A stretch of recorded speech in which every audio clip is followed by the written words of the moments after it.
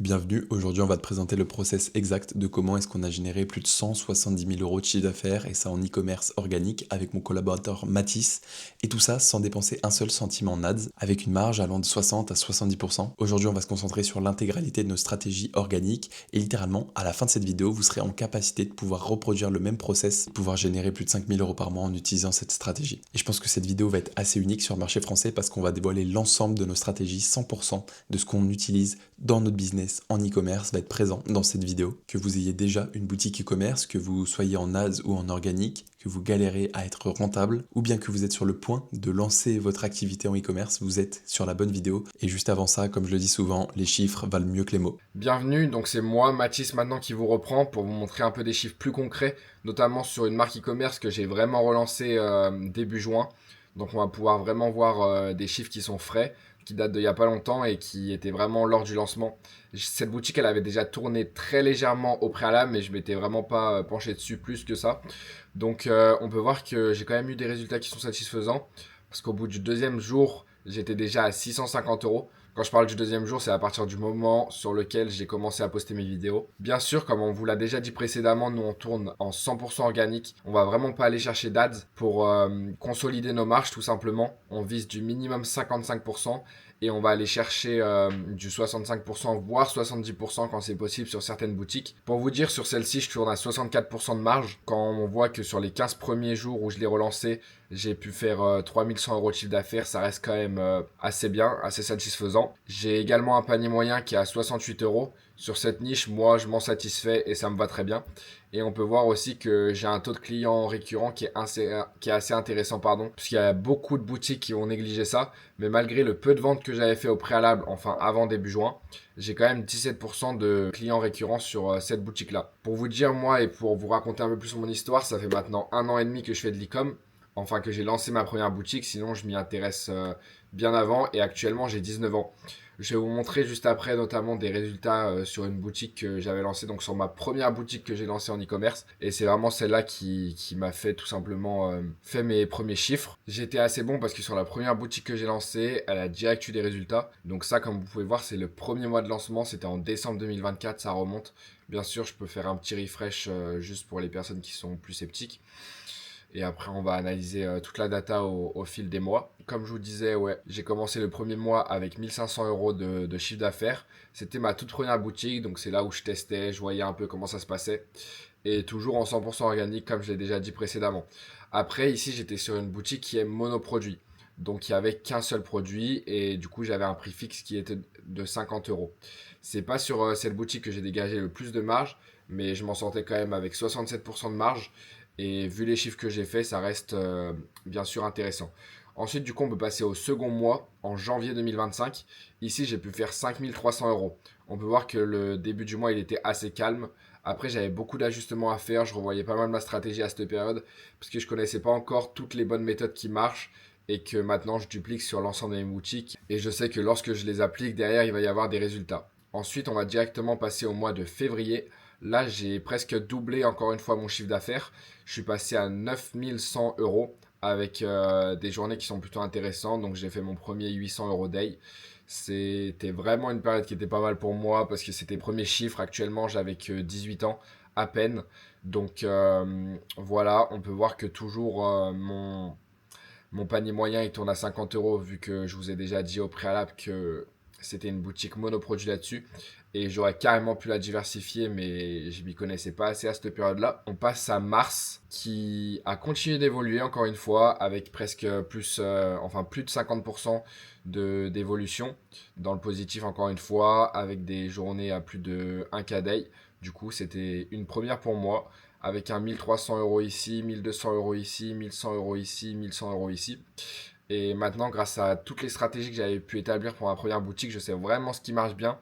Et du coup, comme je vous l'ai déjà dit précédemment, maintenant ça va faire 1 an et demi que je fais que ça à 100%. Et actuellement, je tourne sur 3 boutiques. 2 en solo et une notamment avec Nathan qu'on a lancé il y a pas longtemps, une vraie marque solide qu'on a fondée et qu'on va sûrement documenter un peu plus tard dans nos vidéos YouTube. C'est à peu près tout. Donc par exemple, si vous voulez notamment regarder les chiffres sur 3 mois, donc on va faire de janvier à mars, on est quand même à 30 000 euros de chiffre d'affaires. Voilà, avec des périodes creuses bien sûr au démarrage et quand je revoyais mes stratégies. Mais c'est des résultats qui restent intéressants et je trouvais que c'était aussi pertinent de vous montrer les résultats pour que vous sachiez à qui vous avez affaire à minimum, parce qu'il y a beaucoup de ventes de rêves, etc. sur les réseaux. Donc voilà, c'est tout pour ma petite partie. Maintenant, je vais laisser la place à Nathan pour déballer sur la suite. Je vous reprends donc pour vous expliquer une réalité qu'il y a sur les ads en e-commerce. Tout simplement, lorsque vous allez entamer une politique de scaling, vous allez difficilement dépasser 25-35% de marge nette, contrairement en organique où là vous allez être entre 60-70% de marge nette, ce qui est bien plus confortable. Et la chose la plus importante à avoir en tête, c'est que votre trafic en ads ne vous appartient pas. Vous allez littéralement le louer. Et c'est là où on prend la vague complètement à contre-courant en organique. On vient avoir un trafic qui est de plus en plus qualifié en testant différents angles marketing. Les personnes vont s'attacher à la marque, vont s'abonner, vont consommer du contenu au fur et à mesure et vont ensuite pouvoir devenir des clients réguliers de votre marque. Et juste avant de démarrer sur ces schémas étape par étape, je veux quand même qu'on se présente un minimum. Donc on est Nathan Mathis, on a 19 ans, on a généré plus de 170 000 euros actuellement de chiffre d'affaires en e-commerce et on chiffre approximativement à 15K mensuels en e-commerce organique. Et à nous deux, on accompagne actuellement des e-commerçants à faire exactement la même chose avec nos process et tout cela sans dépendre des ads. Et je pense que sur le marché français actuellement, on est les personnes les plus qualifiées pour pouvoir vous aider à développer votre activité en e-commerce en organique. Outre cette petite aparté, on va maintenant pouvoir se mettre dans le vif du sujet avec la stratégie organique. Je vous conseille vivement de prendre des notes, on va donner énormément de valeur et suivez bien étape par étape, vous allez pouvoir faire cela en même temps que nous. On démarre donc avec une trinité, TikTok, Instagram, Facebook, qui sont 3 canaux d'acquisition qui sont essentiels en organique. Bien sûr, on va avoir des pairs comme TikTok, Instagram ou Instagram et Facebook. Vous l'aurez donc compris, si on a 3 canaux d'acquisition, c'est qu'on a 3 publics cibles qui vont être tout de même différents. TikTok, on va cibler un public plus jeune, donc entre 18-25 et 25-35. Instagram, lui, va avoir un public plus situé entre 25, 35, 45. Et pour terminer, Facebook, entre 35, 45, 55, 65 et plus. Et vous verrez par la suite que ces 3 canaux d'acquisition sont complètement essentiels et que ça ne vous prend pas forcément plus de temps d'utiliser ces 3. Et si on devait noter une petite spécificité, pour les comptes TikTok, Instagram, Facebook, vous pouvez en créer un à 0 abonnés sans problème.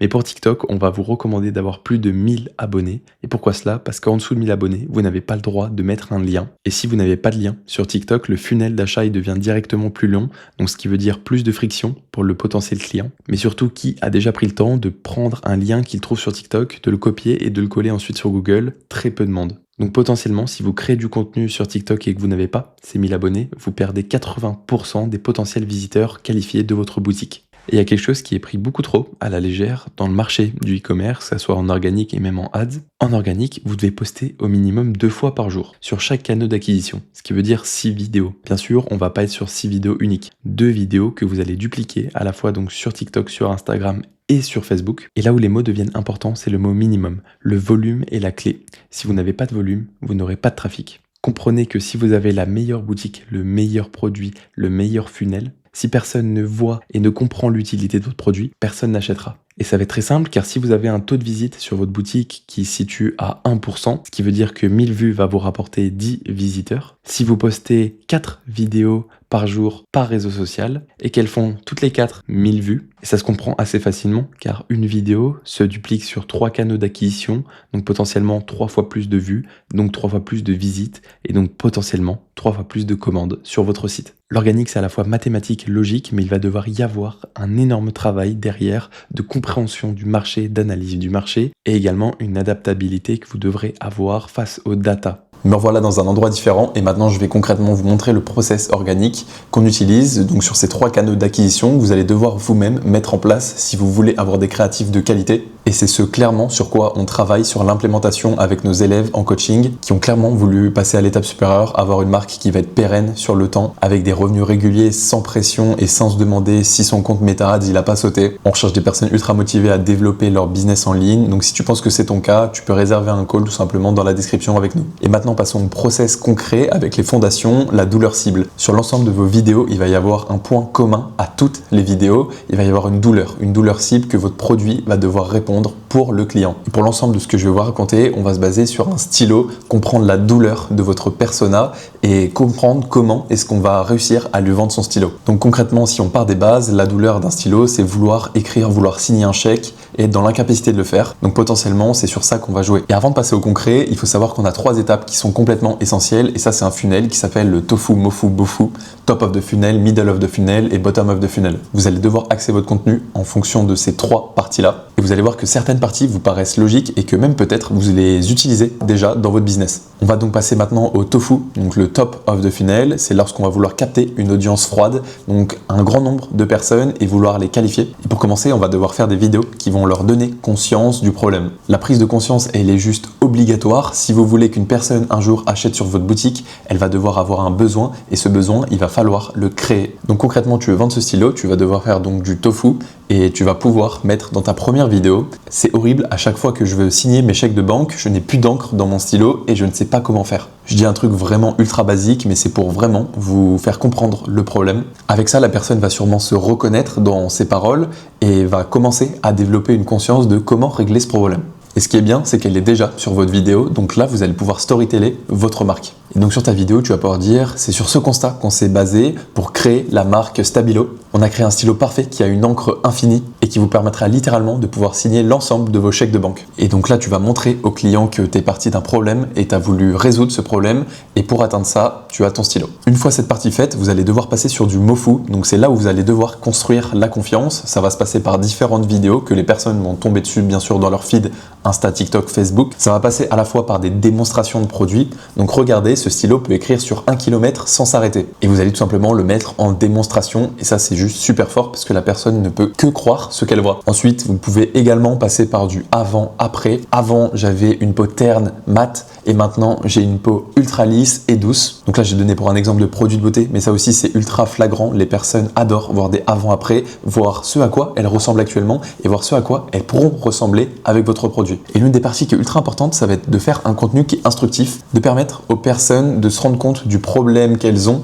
en leur donnant des données qui sont soit scientifiques, soit qui sont ultra logiques, mais auxquelles elles n'ont pas pensé. Et ça, je le pense pas mal pour les problèmes de dos, donc les personnes qui ont potentiellement une scoliose, qui dorment mal. Là, vous allez pouvoir leur apprendre des choses sur leur potentielle maladie, leur potentiel problème, et leur dire que tout simplement, ça, c'est dangereux dans leur futur. Donc s'ils restent comme ça pendant 10 ans, il va y avoir un problème, par exemple, sur leur hanche. Bien sûr, il faut uniquement se baser sur des choses qui sont vraies, mais la plupart du temps, c'est pas dur à trouver, il y a beaucoup d'études scientifiques, et vous allez pouvoir trouver les bons éléments à mettre en avant. Et c'est cette partie vraiment qui va permettre à la personne de se dire « Ok, il me faut un produit pour résoudre ce problème. » Et maintenant, c'est à vous de convaincre la personne d'acheter. Et on va donc terminer au bofu, bottom of the funnel. Vous allez avoir la petite partie des gens qui seront ultra qualifiés et qui seront prêts à acheter sur votre boutique. Et maintenant, on va essayer de convertir à la fois avec des UGC, donc de la preuve sociale. L'humain fait confiance à un humain. Donc si une personne voit une autre personne parler d'un produit ultra satisfaite et qu'il y a un avant, après et que vraiment c'est la chose qu'il lui faut, il n'y aura aucun problème à ce que la personne achète sur votre boutique. Donc bien évidemment, ça va s'allier avec un bon CTA dans la vidéo.